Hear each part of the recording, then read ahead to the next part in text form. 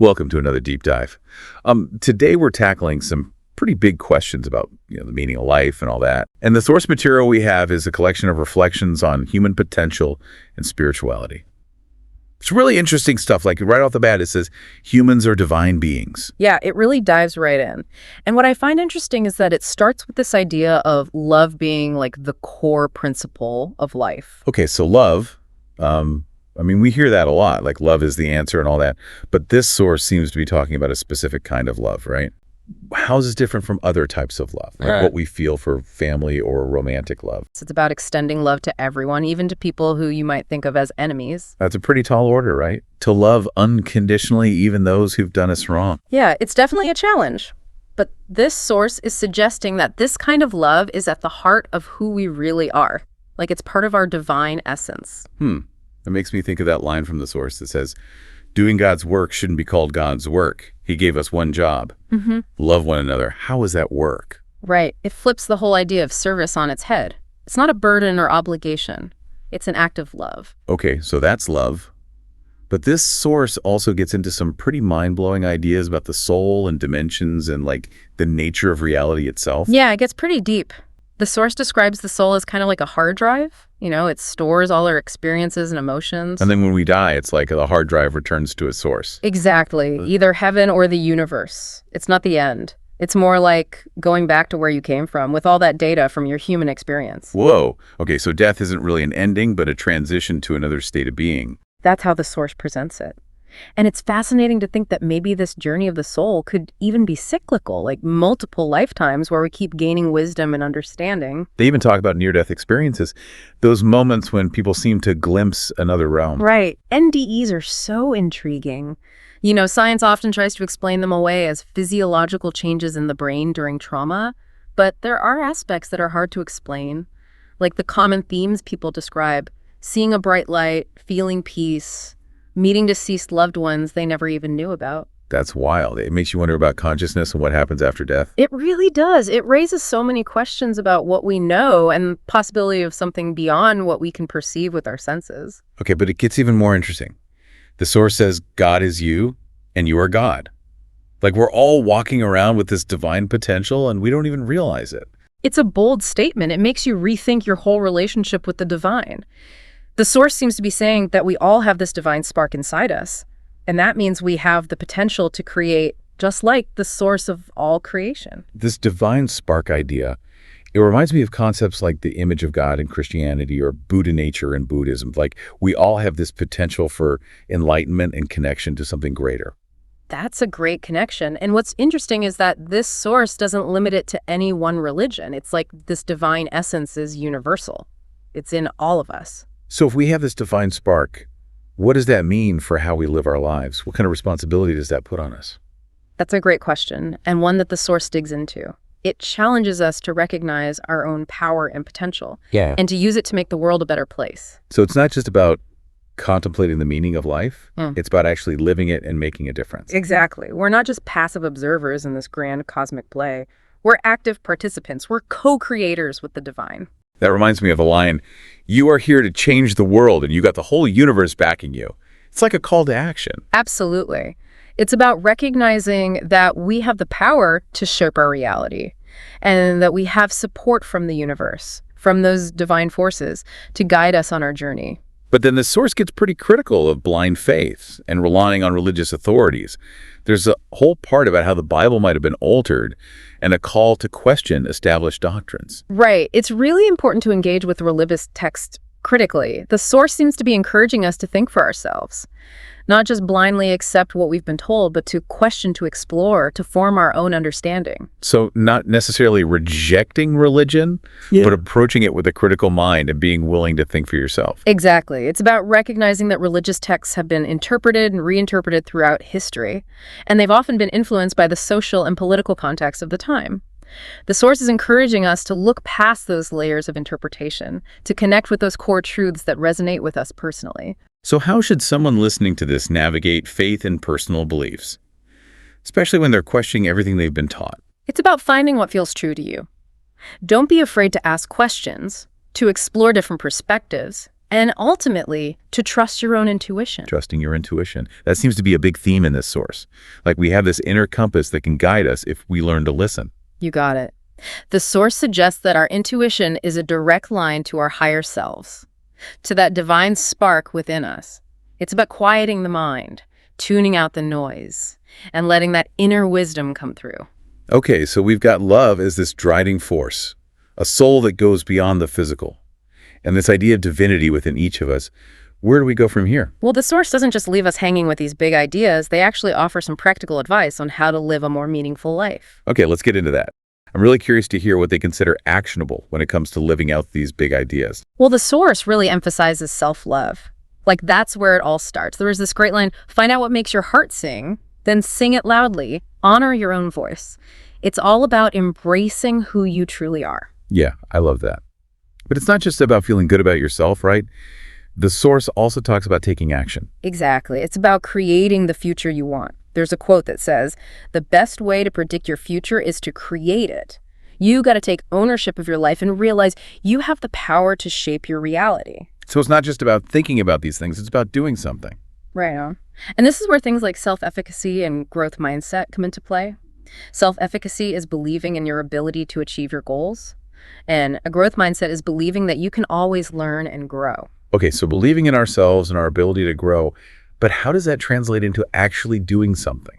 Well, the source talks about identifying your unique talents and gifts and then using them to make a positive impact on the world. There's this line, if you want something different, you need to do something different. You got to step outside your comfort zone and take risks. But what if you're not sure what your talents and gifts are? Like, what if you're still figuring that out? The source says to listen to your heart, that inner voice that knows what's true for you. The quote is, listen to what your heart knows to be true. Tune out all the external noise and connect with your intuition. Right. Doubt equals don't. It's like the source is saying you have to overcome that self-doubt and trust your gut. You got it. Doubt can be paralyzing.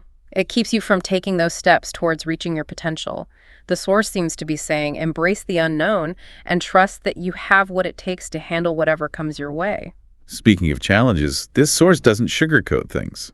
They acknowledge the darkness and evil in the world. They even say we're on the brink of self-destruction. It's pretty intense. It is. But the source doesn't want us to give up hope. Instead, it's a call to action. It's a reminder that we all have a part to play in creating a better world. Okay, so how do we go from feeling overwhelmed by all that darkness to actually being a force for good? The source says the key is remembering who we are, tapping into that divine spark within us. We're not powerless victims. We're powerful creators. So shifting our mindset from fear and scarcity to abundance and possibility. Exactly. And the source says we can do that by cultivating love and compassion for ourselves and for others. It's about recognizing that we're all connected. We're all part of something bigger than ourselves. That idea of interconnectedness really resonates with me. It's like we're all threads in this giant tapestry. And each of us has a unique role to play in creating the overall pattern. Love that analogy. And the source emphasizes that even small acts of kindness and compassion can have a ripple effect.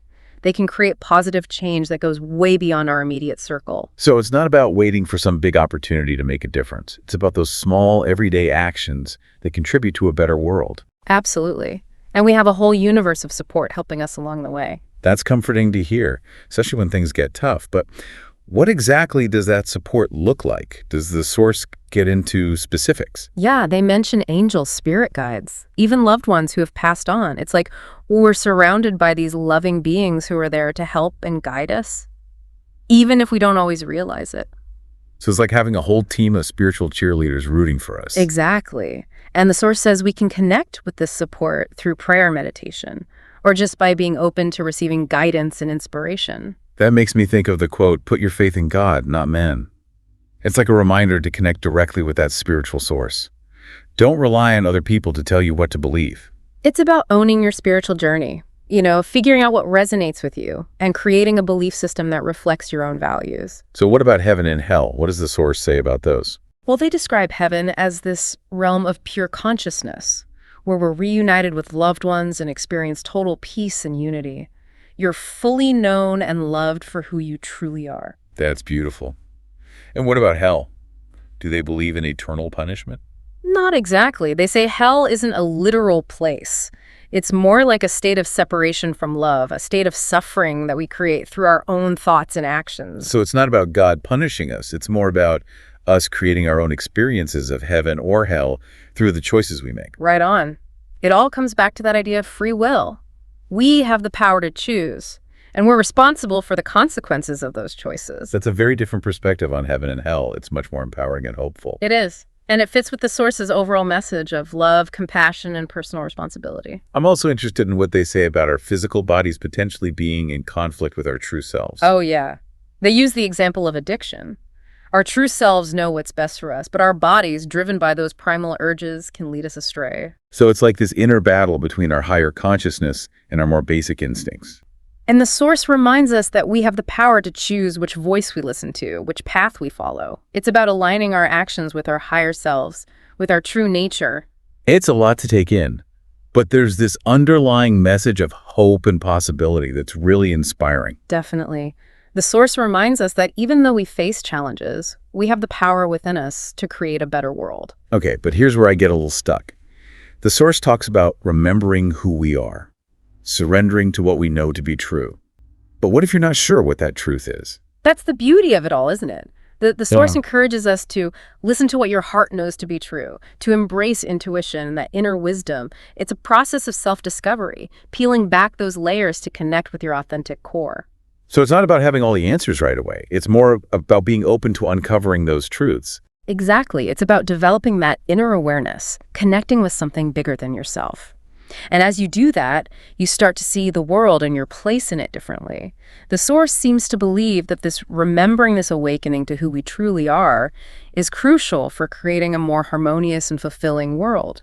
This makes me think about how the Source claims that we chose to forget who we are before coming to Earth. Yeah. Like if we knew what we'd face, we might not have wanted to be born. It's a fascinating concept, right? The Source seems to be saying that this forgetting was necessary to fully experience being human with all the ups and downs, and that it's through those experiences that we truly learn and grow. Okay, but then how do we remember? How do we reconnect with that divine spark? It's a process of awakening, gradually uncovering those truths that are already deep inside you, and being open to the signs and synchronicities that are guiding you, recognizing the divine in yourself and everyone else. So it's not like a sudden flash of memory. It's more like a gradual unfolding, a journey of self-discovery.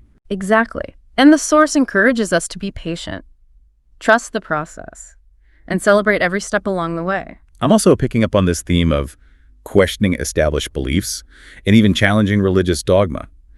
The Source seems to advocate for a more personal and experiential approach to spirituality. You're right. It's like they're saying true faith isn't about blindly following rules. It's about having a deep personal relationship with the divine, however you define that. And they say, put your faith in God, not men. It's a powerful reminder to connect directly with your spiritual source. It's about taking control of your spiritual journey and not just blindly accepting someone else's interpretation. So what about death in the afterlife? What does the Source say happens after we die? They believe death isn't the end. It's a transition to another state of being, like returning to our source, a homecoming. It challenges that traditional view of death as the end. Instead, it's a continuation of our journey. We shed the physical body and return to a realm of pure consciousness. They even suggest the reason we're here is to learn to love unconditionally, just like we do in heaven. Wow, that's a beautiful thought. It suggests our time here is about evolving our capacity for love, learning and growing through our experiences, and ultimately returning to that state of divine unity. Exactly. And this perspective on death can be really comforting, especially when you're dealing with grief and loss. It reminds us that our loved ones aren't really gone. They've just moved on to another state of being, and that we'll be reunited with them someday. It definitely shifts your understanding of death from a place of fear and sadness to hope and possibility. Right. It's like a reminder that life is a journey, not a destination. And death is just a transition to another chapter. Right. It all ties back to that message of love, compassion, and our interconnectedness. Even in death, we're not truly separated from those we love. We've covered a lot of ground in this deep dive, from the nature of love and the soul to the challenges of the world and the mysteries of the afterlife. It's been a fascinating journey so far. It's interesting how this Source encourages people to be careful about taking everything in the Bible literally. They even say it's been altered over time. It's like they're saying, don't just blindly accept it. Think for yourself. Consider the historical context and come to your own conclusions. So it's not about throwing the whole thing out. It's about engaging with it in a more thoughtful way. Exactly. Religious texts have been translated and interpreted over centuries, and those interpretations have often been influenced by what was going on in the world at the time. The source is encouraging us to see past those layers and find the core truths that speak to us personally. And they make this bold statement, God decides, not the pastor. What do you think about that? I think it's a powerful reminder that we all have a direct connection to the divine. We don't need someone else to tell us what to believe. So it's about taking ownership of your own spiritual journey. Exactly. It's about developing a personal relationship with the divine, however you define that, and letting that guide your beliefs and actions. It reminds me of another point they make about being wary of blindly following a religious leaders or institutions. Yes. The source wants us to question authority and think for ourselves. True faith isn't about blindly accepting what you're told.